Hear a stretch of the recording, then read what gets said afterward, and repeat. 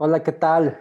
¿Cómo están? Buenas tardes a todos. Bienvenidos nuevamente a este espacio, este webinario semanal en el cual vamos a estar hablando de salud mental en el trabajo. Y pues bueno, buenas tardes, gracias por estar aquí. Quiero saludar a Alejandra Freire, que es la invitada de hoy. Vamos a hablar de un tema muy interesante. Bienvenida, Alejandra. Hola Jorge, gracias. Muy buenas Ok. tardes a todos. Hola Humberto, hola a todos. ¿Qué tal, Alejandra? Humberto, Muy bien. bienvenido. Nuevamente aquí Gracias, estamos. gracias, Jorge. Bienvenidos todos a esta transmisión del lunes 11 de mayo. Perfecto, muy bien, pues vamos a hablar el día de hoy de un tema especial, se llama trauma psicológico, la huella de la pandemia en las empresas. Vamos a hablar justamente de qué está pasando ahora en estos tiempos de pandemia, cómo podría afectar generando eventos traumáticos severos estos tiempos, esta contingencia epidemiológica. Y pues bueno, para eso vamos a comentar, ¿no? Que la vez pasada habíamos estado hablando de que después de la pandemia, por la COVID, por la enfermedad generada por el virus SARS-CoV-2, pues entonces después de esta pandemia, que es una enfermedad generada por este virus, vendrá una pandemia que tiene que ver justamente con enfermedades mentales. Pero, ¿qué es lo que va a generar esa pandemia? ¿No? Es justamente lo que vamos a hablar el día de hoy, ¿no? ¿Cuáles son las situaciones que están generando que venga esta otra pandemia? En algunos escenarios, en algunos foros ya se ha estado hablando de estas olas de la huella de la pandemia. Estamos ahorita en la primera ola, ¿no? Pero vendrán otras olas en las cuales, ¿no? Vendrá una gran demanda de personas que se van a recuperar, ¿no? Del COVID, pero a su vez va a haber una ola de personas que van a ser desplazadas en cuanto a las necesidades de salud que tengan, ¿no? Y vendrá una cuarta ola, la cual hace referencia a todas las complicaciones de trastornos mentales que puede haber a partir de la experimentación de esta pandemia. Entonces, ¿no? Para eso, pues primero tenemos que hablar de qué es el trauma psicológico, ¿no? Y pues Humberto, me gustaría que nos platicaras cómo conceptualizas, tú cómo conceptualizas el trauma psicológico. ¿Qué es esto? Platícanos. Claro. Mira, Jorge, para explicar qué es el trauma psicológico, me gustaría explicar como un continuum en el que se encuentra eh, esta definición y para lo cual me gustaría explicar algunos conceptos que están asociados y entonces contarle a nuestros amigos como cuál es la ruta, ¿sí? O la huella que transita, ¿sí? El proceso para considerar un trauma psicológico. Entonces, lo primero que ocurre pues es un evento traumático, ¿sí? Habitualmente definimos a un evento traumático de acuerdo con criterios diagnósticos. En este caso, de la Asociación Americana de Psiquiatría, en su Manual Diagnóstico y Estadístico, versión 5, nos dice que es un hecho o suceso de la realidad, caracterizado por muerte, lesión grave o violencia sexual, o amenaza para la integridad física o la de los demás.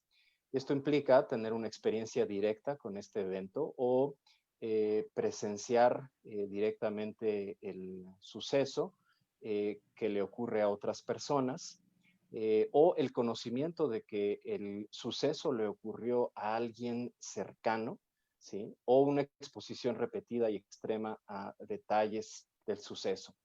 Entonces, la respuesta emocional que habitualmente uno tiene ante la exposición a un evento traumático implica desesperanza, miedo intenso, pánico, ¿sí? U horror. Entonces, así es como este manual diagnóstico define un evento traumático. Y habitualmente hablamos de eventos traumáticos ocasionados por la naturaleza, como puede ser un terremoto o un huracán, ¿sí? O en este caso la pandemia, y ocasionados por el hombre, por ejemplo, la violencia, que puede ser familiar, de pareja, o en el contexto en el que estamos, pues laboral, ¿sí? Así como accidentes, terrorismo, etcétera, ¿no? Entre otras causas del evento traumático. Entonces, como veíamos en el flujo, lo primero que ocurre es un evento traumático. Y luego, ante este evento traumático, Jorge, Alejandra, amigos, hay una respuesta de estrés. Nuestros sistemas de alarma se activan, ¿sí? Y se echan a andar una serie de mecanismos neurobiológicos que nos ayudan a hacerle frente a este evento que estamos experimentando, este evento traumático. Entonces definimos esta respuesta de estrés como estrés traumático o respuesta de estrés traumático y decimos que es una respuesta adaptativa, ¿sí? Que es una respuesta de personas normales, ¿sí? Ante un evento anormal, ¿ok? Y nos ayuda a adaptarnos y a sobrevivir. Y tiende a desaparecer unas semanas después de la experiencia o de haber presenciado el evento.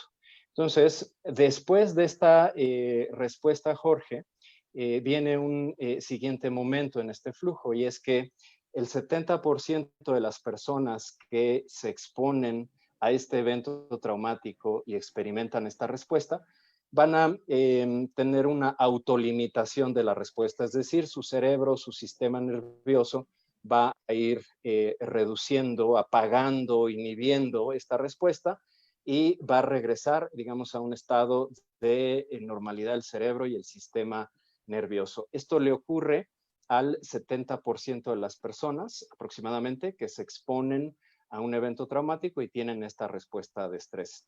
Sin embargo, hay un porcentaje de personas que no tienen esta autolimitación de la respuesta y entonces sufren lo que se llama trauma psicológico, es decir, una alteración.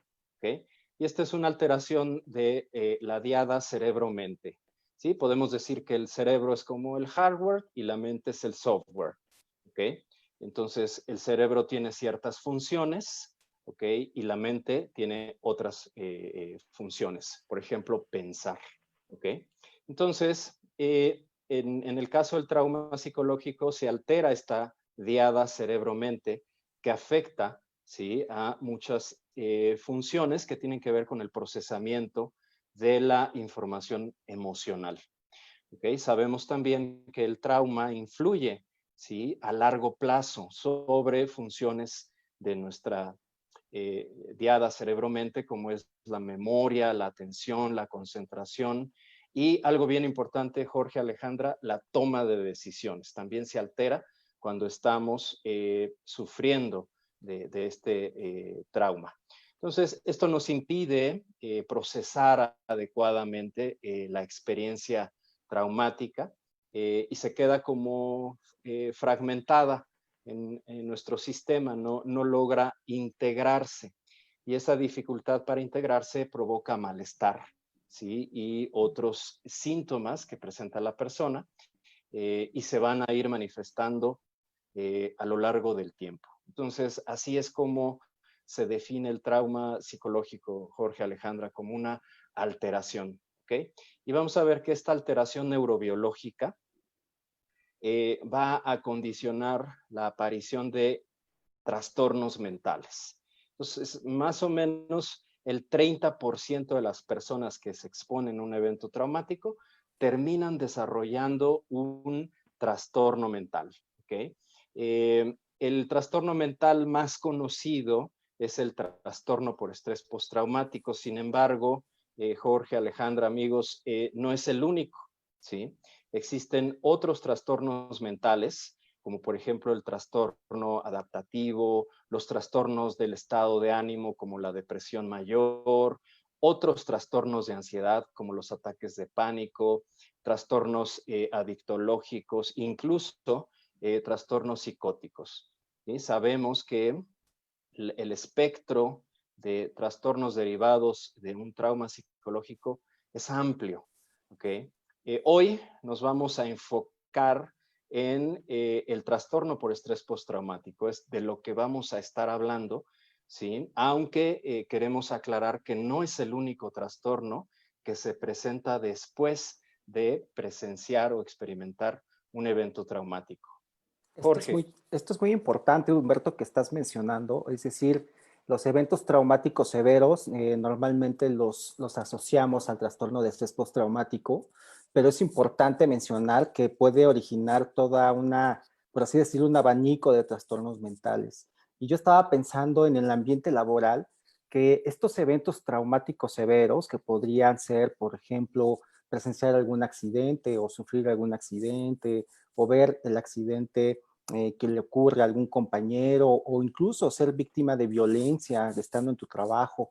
O por ejemplo, si eres chofer repartidor y estás en un accidente, entonces pueden ocurrir toda esta serie de circunstancias, ¿no? Entonces es importante que la audiencia esté sensibilizada en que un trastorno, o mejor dicho, un evento traumático severo, no solamente te puede generar estrés postraumático, sino muchas otras cosas.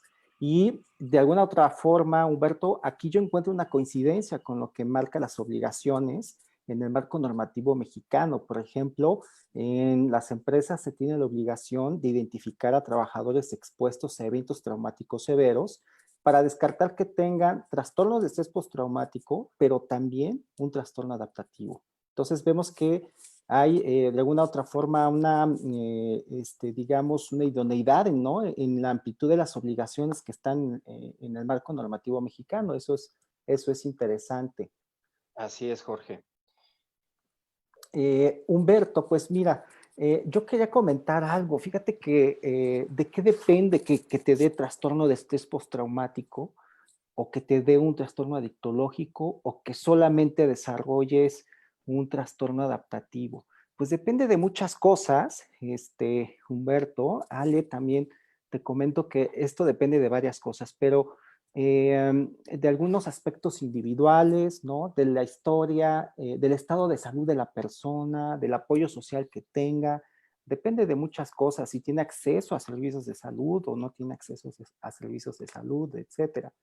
Pero pareciera que uno de los aspectos que más están influyendo en si la persona desarrolla o no un trastorno de estrés postraumático es el nivel de intensidad de exposición al evento, ¿no? Es decir, no es lo mismo si yo presencio o atestiguo, ¿no? Un evento traumático severo a que si yo lo estoy sufriendo.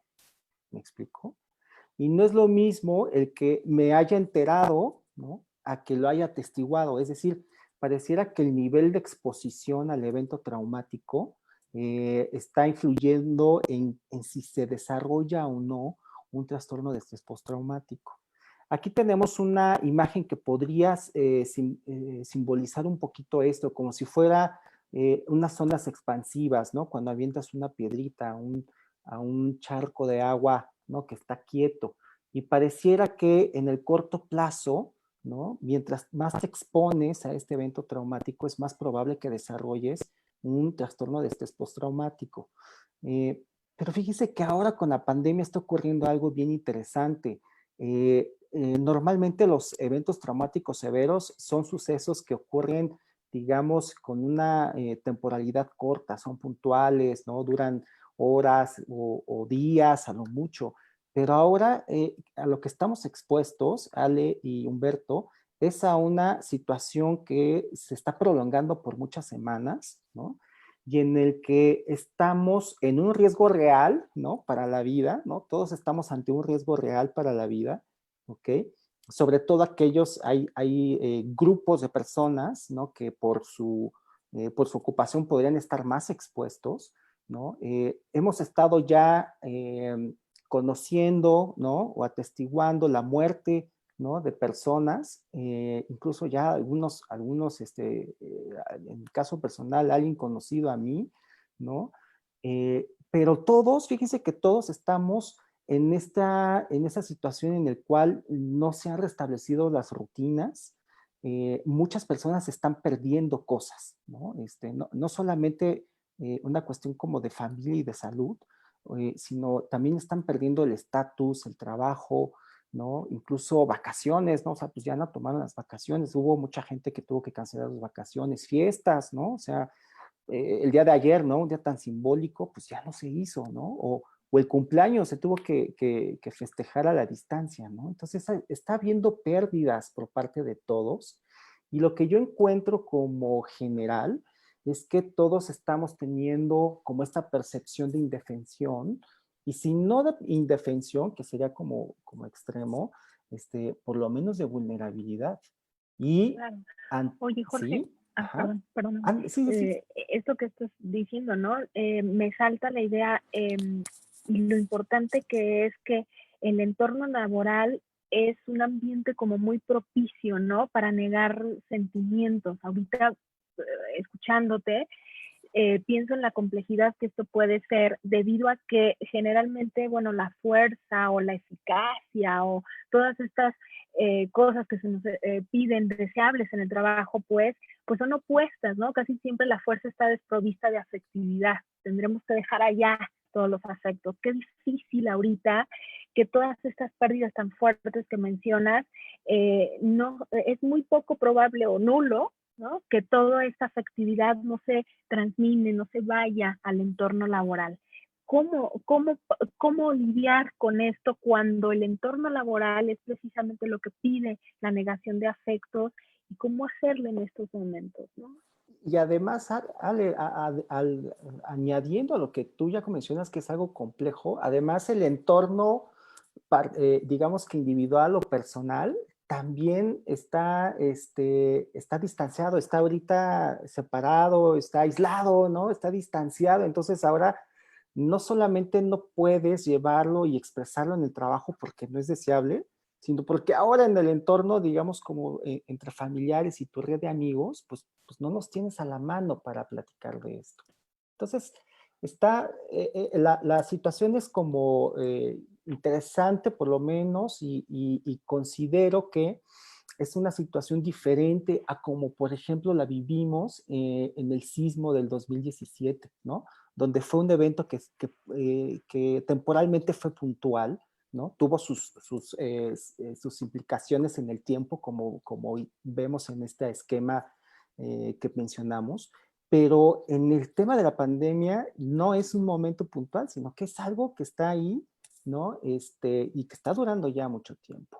Entonces, Humberto, regresando al tema de trastorno de estrés postraumático, ¿no? Decíamos que el nivel de exposición al evento o al suceso traumático podría influir en si aparece o no. Pero, ¿qué es esto de un trastorno de estrés postraumático, Humberto? No sé si quisieras compartirnos, ¿no? ¿De Y qué se muy trata? breve, muy brevemente, Jorge.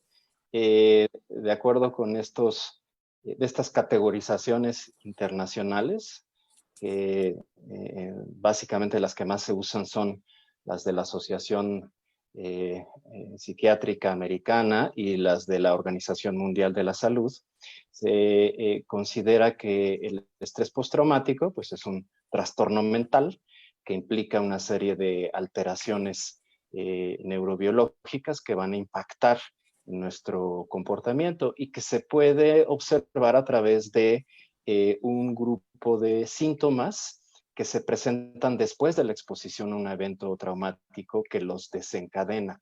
Y este grupo de síntomas tiene que ver con síntomas intrusivos, es decir, que empiezan a llegar imágenes, recuerdos, ¿sí? De lo que se experimentó o se está experimentando, como en el caso de la pandemia, pero también puede haber pesadillas, ¿sí? La gente puede estar incluso teniendo pesadillas sobre lo que vivió, lo que le está ocurriendo.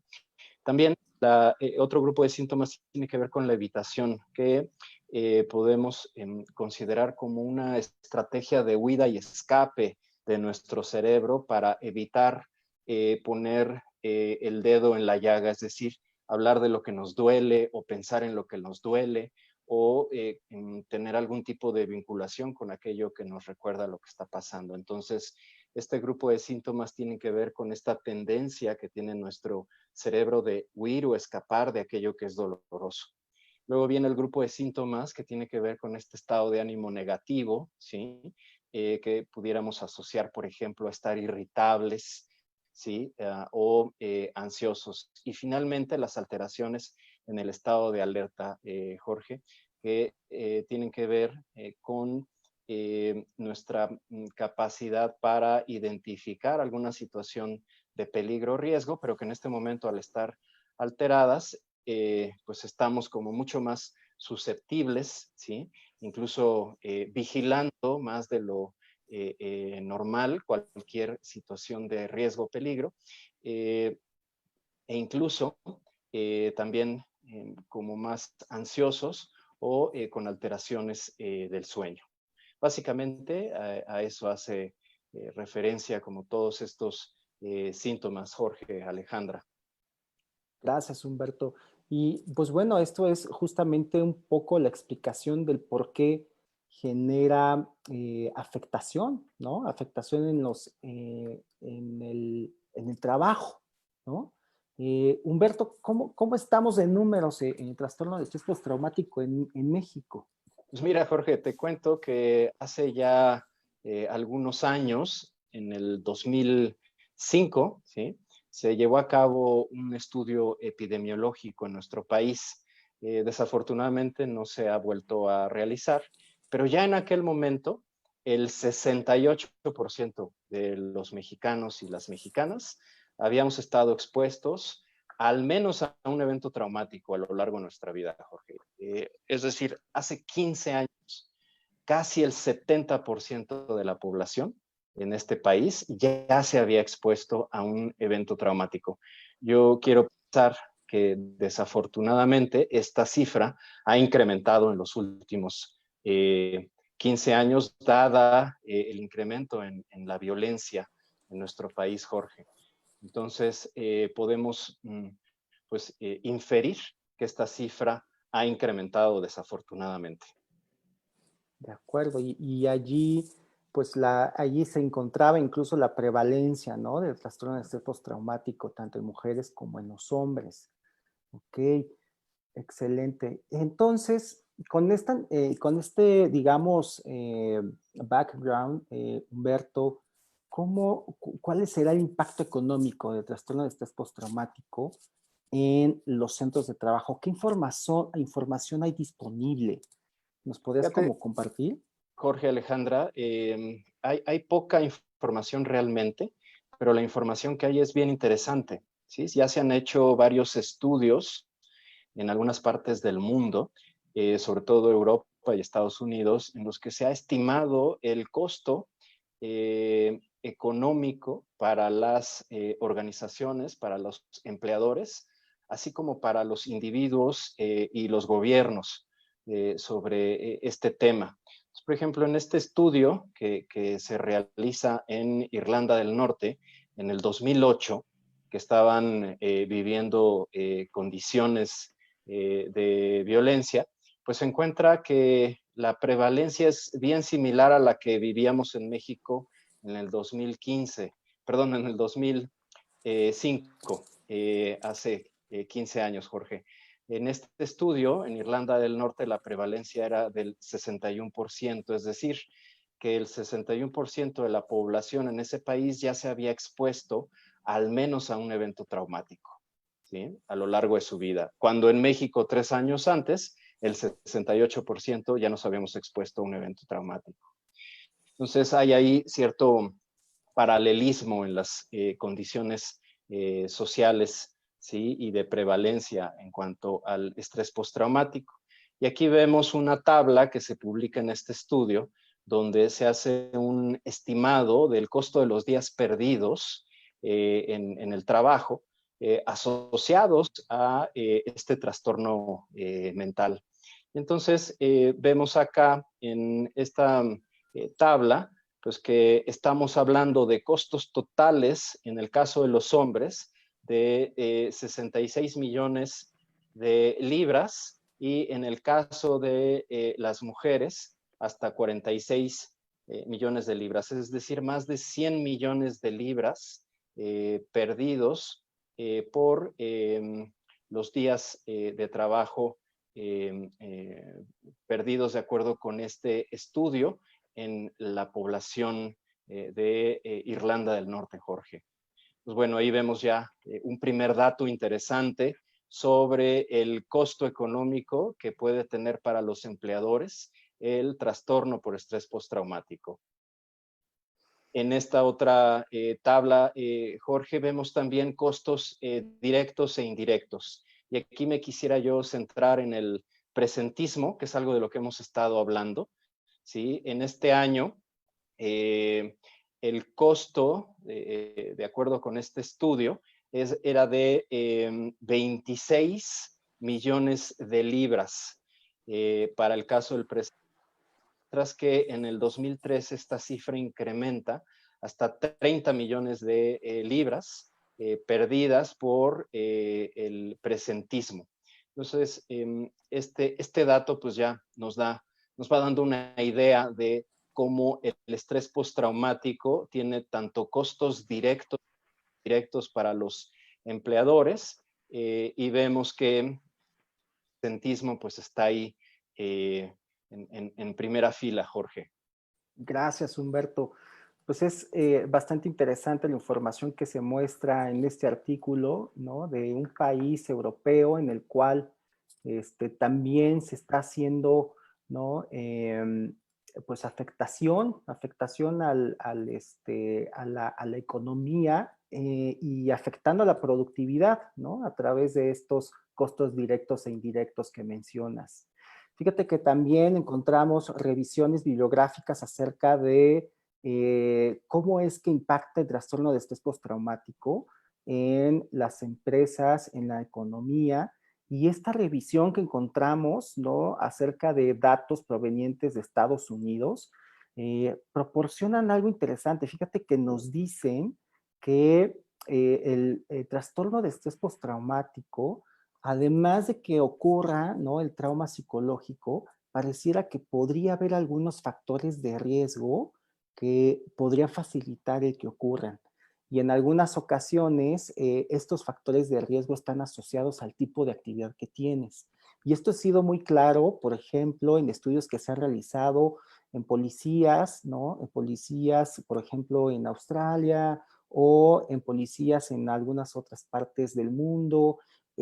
Hay algunos puestos de trabajo, por ejemplo, los socorristas, por ejemplo, también en el equipo médico. Es decir, hay ciertas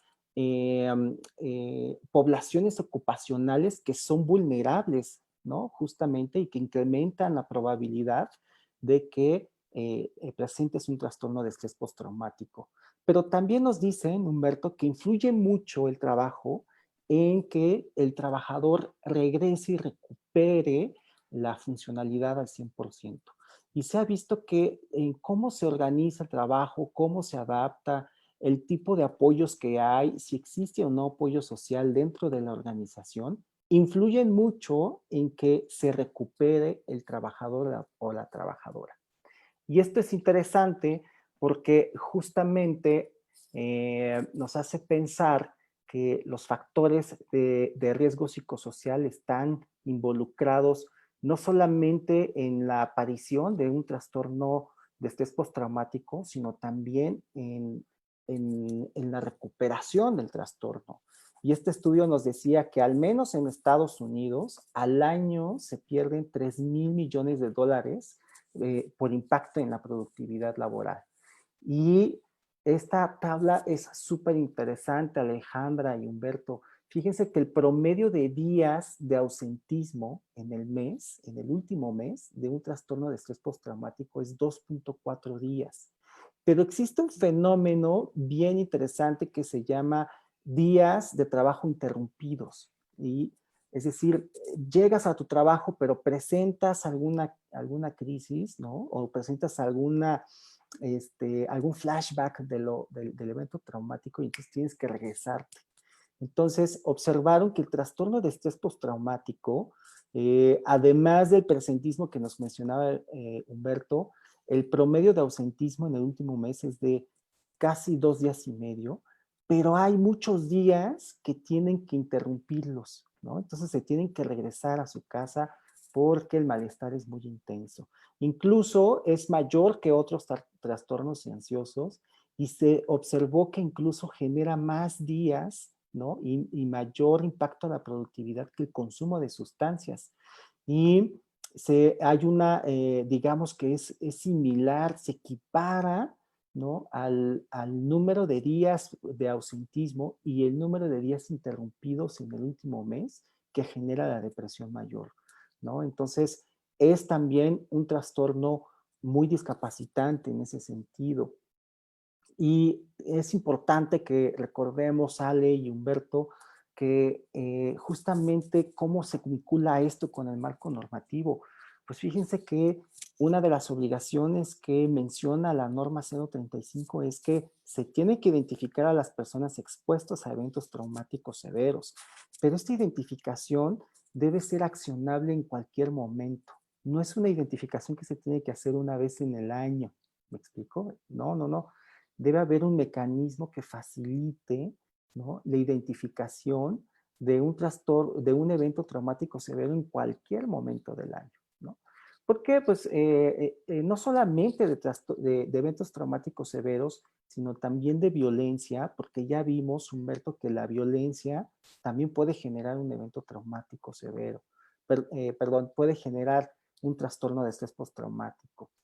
Y pues naturalmente también la norma está mencionando que existe la obligación de evaluar el estado clínico de las personas, su estado de salud, para descartar que desarrolle alguno de estos trastornos y si es necesario que se le dé la atención clínica, que se facilite, ¿no?, la atención clínica para estos trabajadores.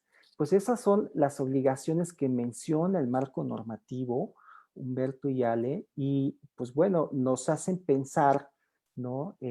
O mejor dicho, ahora ya nos queda más claro el por qué. Y hablando, Humberto y Ale, acerca de ahora qué es lo que se tiene que hacer, ¿no? ¿Cuáles podrían ser como las estrategias organizacionales?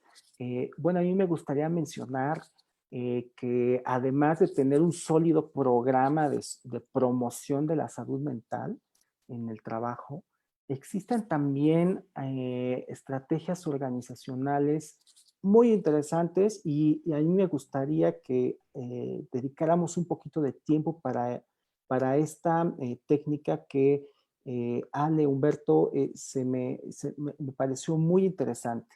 Esta información la recuperamos del Harvard Business Review, en el cual los autores son investigadores de escuelas de negocios de la Universidad de Michigan, en donde ellos fundaron un laboratorio que le llamaron Compassion Lab, ¿no? Laboratorio de compasión, y se encargan de elaborar estudios en el cual están tratando de identificar cuáles son los efectos de los actos compasivos en las organizaciones. Entonces, está muy interesante el abordaje que están haciendo estas personas. Están midiendo cuál es el impacto de la compasión, ¿no? De los actos compasivos en las organizaciones, cómo influye en la productividad, cómo influye en el ambiente psicológico. Y justamente en este artículo se enfocaron a estos momentos difíciles, cuando las empresas, las organizaciones se enfrentan a circunstancias traumáticas. Entonces, pues, sí, adelante. Yo quisiera invitar a nuestros amigos que nos están escuchando y a que nos compartan en el Facebook, en el chat de Facebook, si tienen alguna duda, algún comentario sobre lo que hemos estado hablando hasta el momento. Mira, por ejemplo, Jesús Garnica nos dice: ¿en qué medida o proporción se justificaría una incapacidad tanto para el IMSS como para el empleador el que sea considerado como riesgo profesional? Es decir, para las empresas el costo es diferente. El TED puede ser derivado de un episodio fuera del trabajo, pero puede aceptarse como propicio, no, pero puede aceptarse que propició un accidente en el centro de trabajo y dentro de su jornada laboral. Ahí la importancia de aplicar la norma 035. Jorge, ¿tú qué le contestarías a Jesús sobre esta pregunta que nos hace? Fíjate que, en efecto, si el evento traumático severo ocurrió en el trabajo o por motivo del trabajo, es decir, puede ser un accidente de trabajo o puede ser, no sé, un asalto, ¿no? Mientras estabas como chofer repartidor en la carretera. Este, si es por el trabajo o en el trabajo, pues definitivamente podría generar una incapacidad. Los artículos están mencionando que las principales funciones que se alteran, además del malestar que tiene el trabajador, también se impacta en su capacidad de toma de decisiones, en su capacidad de adaptarse a cambios, ¿ok? Y naturalmente en la atención. Y eso puede generar otros riesgos de accidentes, ¿no? Entonces, sí, se justifica justamente, sí está justificada una incapacidad. Ahora, si es por motivo de trabajo, pues naturalmente eso ya califica como enfermedad profesional u ocupacional, es decir, es un riesgo de trabajo y por lo tanto eso va a impactar en la prima que anualmente el empleador paga al IMSS, ¿ok? Y si hay algún tipo como de discapacidad permanente, bueno, pues tendrá que haber lo que corresponde en cuanto a compensar esa discapacidad. Pero si ese evento traumático no es por el trabajo, no es por motivo del trabajo ni ocurrió en el trabajo, de todas formas, clínicamente el trabajador es probable que sea, o mejor dicho, es muy factible que también necesite una incapacidad. Pero en este caso la incapacidad es por enfermedad que adquirió por otras circunstancias en otros entornos. En ese momento no afecta a la empresa en términos de la prima que paga anualmente al IMSS, pero sí afecta a la empresa, pues porque hay ausentismo, porque puede presentar o generarse el presentismo, ¿ok? Genera carga de trabajo al equipo, etcétera. Es decir, ya sea por el trabajo o no, o aunque no sea por el trabajo, los eventos traumáticos severos impactan a la empresa de alguno u otro modo, ¿no? De productividad, si es que no ocurrió en el trabajo, y en la productividad y en la prima que se paga anualmente al IMSS, si es que ocurrió en el trabajo por motivo del trabajo, ¿no? Entonces, sí, los casos pueden llegar a ser tan graves que ameriten incapacidad, ¿no? Entonces, Humberto, regresando, ¿no? Regresando al tema de qué hacer dentro de las organizaciones, está interesante esto de cómo se maneja el trauma en el trabajo y, y cómo se aborda como organización. Y para eso, ¿no? Tenemos como esta gráfica que nos resume que prácticamente hay 3 cosas que hacer. Y una de ellas tiene que ver con generar significado en medio del caos, ¿no? Alejandra, ¿cómo se propone que se genere significado, ¿no? En medio del caos? ¿Qué es lo que nos mencionan estos autores? No sé si Exacto. Fíjate platícanos. que de pronto esto de generar empatía y una de las funciones de generar empatía es, perdón, este, compasión, es generar un significado. Es que casi siempre las personas necesitamos darle un sentido al dolor. Cuando un líder tiene la capacidad de crear un entorno libre para que la persona sienta que puede expresar emocionalmente lo que está viviendo en ese momento, la persona tiene la capacidad o la posibilidad en ese momento de conectar con su dolor y, como dijo la OMS, esto me refiere inmediatamente a lo que dice la OMS, aprender a encontrar un significado y un valor positivo a la adversidad. O sea, encontrar cuál, a veces mucha gente lo refiere de muchas maneras, ¿no? ¿Por qué a mí? Se refiere a muchas preguntas que vienen de eso. ¿Por qué a mí? ¿Por qué yo estoy en esta situación? Incluso, ¿por qué no a mí también, no? Dice el artículo. Entonces, el crear, el poder darle un valor positivo a la adversidad va a ser diametralmente distinto en cómo impacta en lo traumático, ¿no? Fíjate que es bien interesante, Ale, lo que mencionas. Y hablaba, ¿no? Estos autores hablaban que la compasión la definían, sí, como algo que se tiene que sentir, pero fíjate que hablaban de algo que se tiene que visibilizar, es decir, que el líder de los equipos y los líderes en las empresas deben reconocer que ocurrió un acto, ¿okay? Y deben de reconocer que generó un impacto en el estado emocional de las personas. Y entonces ellos decían que el líder tiene la responsabilidad, ¿no? De que justamente tenga estos actos compasivos que son un poco demostrativos, ¿ok? Incluso pueden ser pequeños, ¿no? Como una charla o como una aproximación, un abrazo, ¿ok? Pero que intenta lo interesante del acto compasivo es que intenta ser más llevadero el dolor de las personas. Y algo bien interesante, Ale, es que desencadena e inspira a otras personas a hacer lo mismo.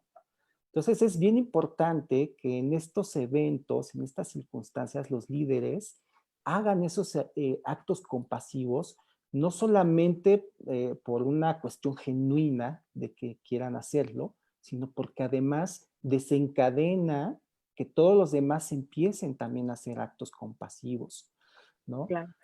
Y hablaba de la intencionalidad, ¿no? De la importancia de la intencionalidad específica hacia la compasión. Decía, la empatía, digo, que es algo muy importante, que no la minimiza, pero la empatía tiene un recurso limitado, decía ahí. El acto compasivo va más allá de la empatía, que tiene que ver con acciones también. En este sentido, bueno, estas acciones que decías pueden ser de múltiple naturaleza, podrían ser incluso simbólicas, ¿no? Hablaba del simbolismo de una acción donde puede un empleador, un líder, darle un significado al dolor de la persona y legitimando ese dolor, como decías. Exactamente. Y para ello, y por eso es que decía, hay que visibilizar el dolor, decir, a ver, sí, aquí está el dolor, ¿no? Y esto es importante porque cuando no se reconoce, cuando no se habla del tema, como si actuamos como si no pasara nada, pues la gente empieza a pensar que pues para los líderes no somos personas, ¿no? O sea, no nos están tomando, no nos están viendo como humanos o como personas, ¿no? O sea, simplemente si no hablamos del tema, si hacemos como si no pasara nada, pues es uno de los errores más frecuentes que nos mencionan estos líderes.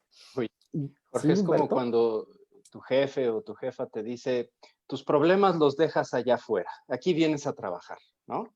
Es un poco lo que pasa en muchas organizaciones en México y en el mundo, ¿no? Que, como decía Alejandra al principio, hay una enorme dificultad para hablar de nuestras emociones y también hablar de las emociones de otros o permitir que los otros hablen de sus emociones, sobre todo en una situación tan difícil como la que estamos, ¿no? Y quiero pensar que pues ahorita mucha gente quizás se siente como sola, ¿no? Están sufriendo también la soledad de estar trabajando en sus casas, ¿no? Y no tener como esta posibilidad de convivir con sus compañeros de trabajo, ¿no? Y que quizá tampoco a través de la tecnología o la videollamada se está dando esta posibilidad de hablar de cómo se sienten, ¿no?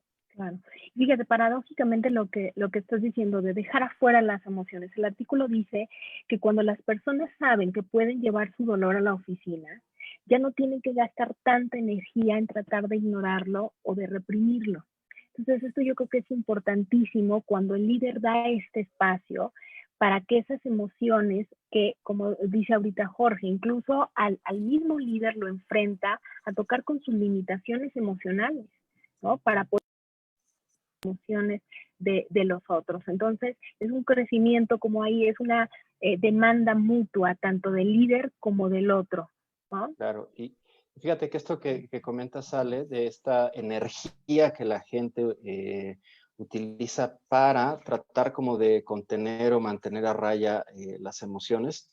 Es justo uno de los síntomas o grupo de síntomas del trastorno de estrés postraumático, es decir, la evitación. Es decir, estoy huyendo, escapando, manteniendo a raya todas esas emociones, sentimientos, imágenes, ¿ok? Que están viniendo de manera intrusiva y que ocupo una enorme energía, cantidad de energía en mantenerlos lejos o escapar de ellos, ¿no? Entonces, si a eso le sumo que mi jefe no me deja hablar, ¿no? De cómo me siento, ¿no? Después de haber perdido un familiar o porque mi familiar está en el hospital, ¿sí? O porque estoy viendo las noticias y veo cómo están las cosas. Si además tengo que invertir más energía, ¿no? Porque el contexto no me permite expresarme, pues entonces eso tiene un impacto brutal en mis funciones cognitivas como la atención, la concentración, la memoria, la capacidad para tomar decisiones. Y finalmente eso va a impactar en mi productividad. Qué Jorge. interesante, Humberto, porque aquí en este punto es donde cruza lo psicosocial, ¿no? O sea, esta cuestión de lo simbólico, la cuestión de lo clínico que mencionas, de mantener a raya mis emociones, y ahora la cuestión de lo psicosocial. Fíjate que hay puestos de trabajo en los cuales tú tienes que hacer un trabajo emocional extra que implica modular tus emociones, modular tu conducta, ¿no? Entonces, imagina una persona que está en contacto con clientes, una persona que está en contacto con usuarios y que además, ¿no? De que habitualmente este tipo de trabajos te generan una demanda emocional o trabajo emocional. Y si además de eso estás teniendo un problema que tiene que ver con una situación adversa, un evento traumático, pues bueno, la carga emocional se multiplica de manera exponencial. Y y si no puedes hablar de esto porque el líder no genera estos espacios y estas confianzas, pues bueno, pues genera pues bastante daño. Y Ale, el artículo también hablaba, ¿no? De que se pueden hacer cosas muy concretas, como por ejemplo estar física y emocionalmente presente, ¿no? O sea, como que el líder puede estar allí, ¿no? Y esto es interesante, pero no sé si tú quieras comentarnos por qué es importante que como la presencia del líder, ¿no? Con la persona que tiene o que ha estado expuesto a un evento traumático. Claro. Bueno, aparte de legitimar, ¿no? Este dolor, lo que decía es que finalmente esta presencia va a poder de compasión, esta presencia va a poder ser replicada por toda la institución. O sea, decía algo muy importante que era que es un fenómeno que puede ser que se transmita a todos los demás. Entonces, el momento en que la persona está reconocida su dolor puede tener una respuesta esperanzadora hacia el futuro, decía. Entonces, había muchas cosas que cuando está legitimada el otro, decía, a veces los líderes se sensibilizan después de una pérdida para darle la importancia que tiene ante una pérdida, la importancia del acompañamiento donde está otra persona. Incluso dice, no tiene que decir grandes cosas, no tiene que dar respuestas, no tiene que dar grandes soluciones, simplemente con la presencia que esté ahí para que esta persona pueda ir detonando una respuesta o una adaptación al dolor que la pueda ir llevando a encontrar un futuro más alentador, decía. Y también respecto de esto, lo que enfoca este artículo es que esta respuesta no tiene que ser simplemente del líder, que esto va a hacer que el líder pueda poner el ejemplo, pero que también pueda permitir que estas respuestas empiecen a generarse de abajo hacia arriba, incluso de los niveles más bajos, que salga la solidaridad, que simplemente decía, pueden ser respuestas tan concretas, pero tan simbólicas como una tarjeta, como una comida, como en algún momento decir, yo reemplazo tu trabajo y tú puedes irte a descansar tal día. Y permitir que esta respuesta no solamente nazca del líder, sino poderla, y decía ahí, muy importante, como institucionalizarla, ¿no? Como después de esto una institución puede crear que se vaya hacia la raíz de la institución, ¿no? Todas estas respuestas. Sí, súper interesante, y me gustó que no solamente es una cuestión de simbolismos, sino que también de acciones. Nos decía, por ejemplo, pues la empresa puede recolocar algunos fondos, ¿no? Para atender las situaciones, digamos, emergentes, ¿no? Se pueden generar cuadrillas, ¿no? De equipos para apoyar a la persona que a lo mejor está en una situación muy difícil, ¿no? Puede haber seguros o apoyos económicos ya estipulados o institucionalizados, ¿no? En los contratos, ¿ok?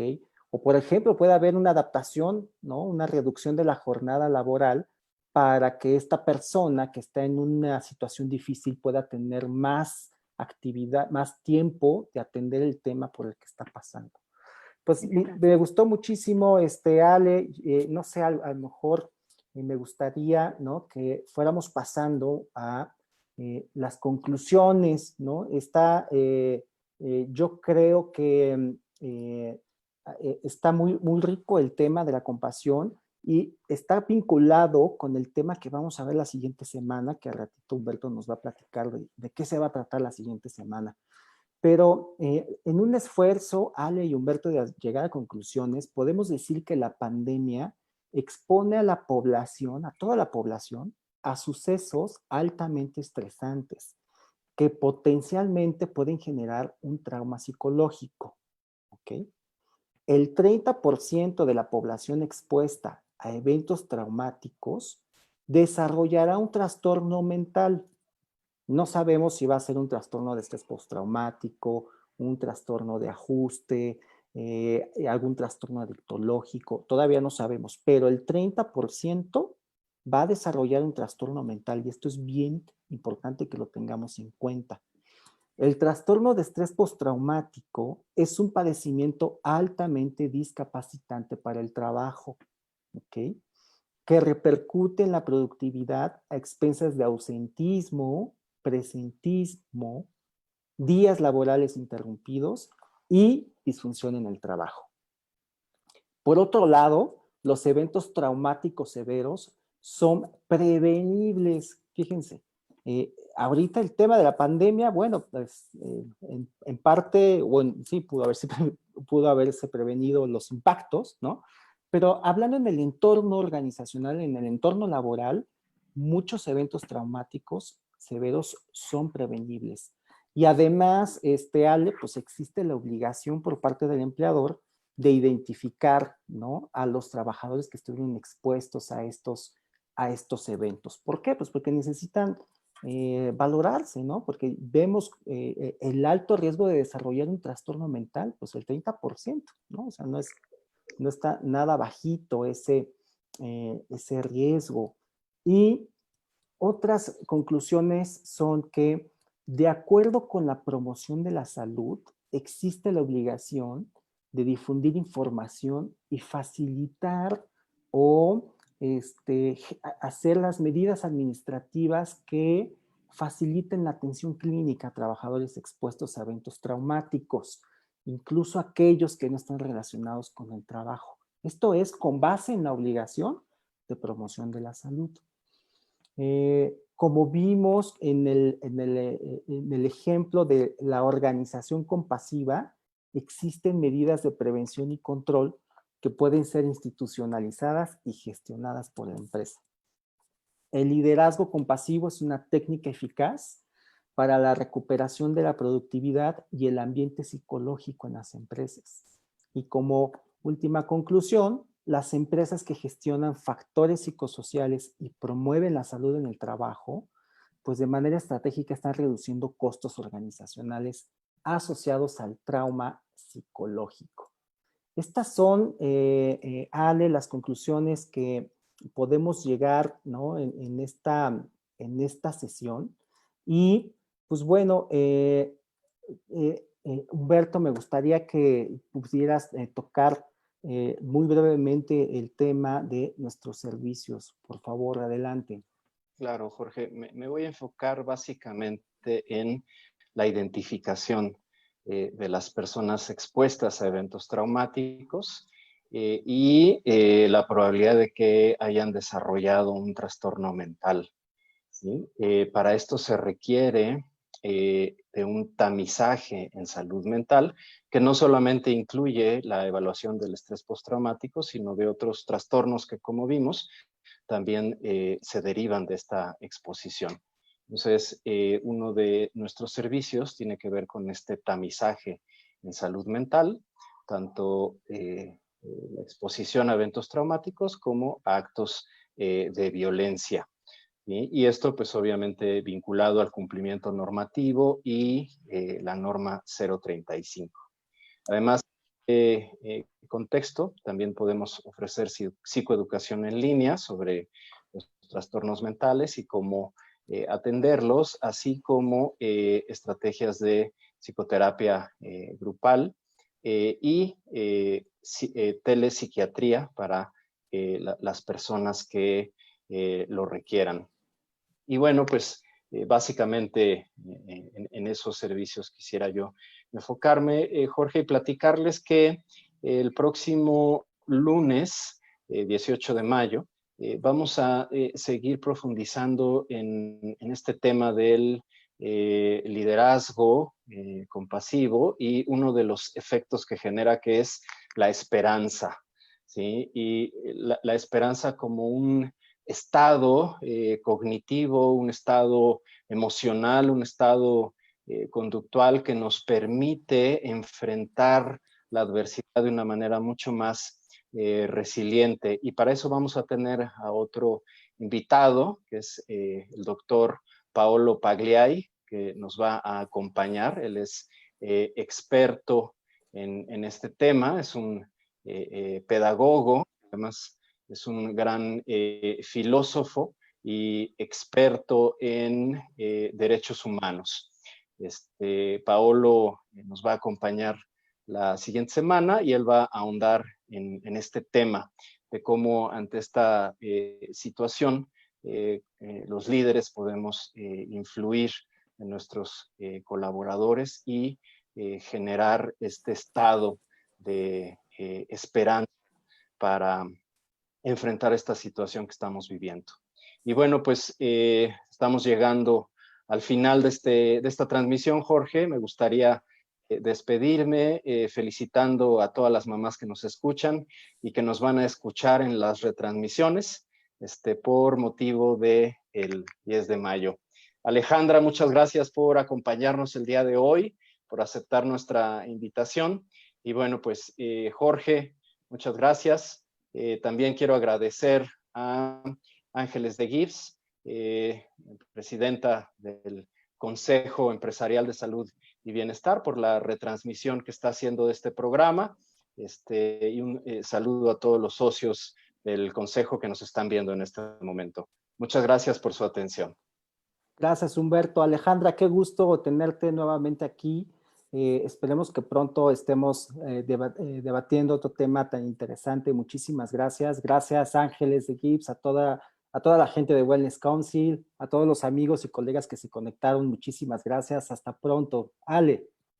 Gracias a ustedes. Un saludo, Jorge, Humberto. Abrazos. Nos vemos la próxima semana, el próximo lunes a las 5. Hasta pronto. No se lo pierdan. Gracias.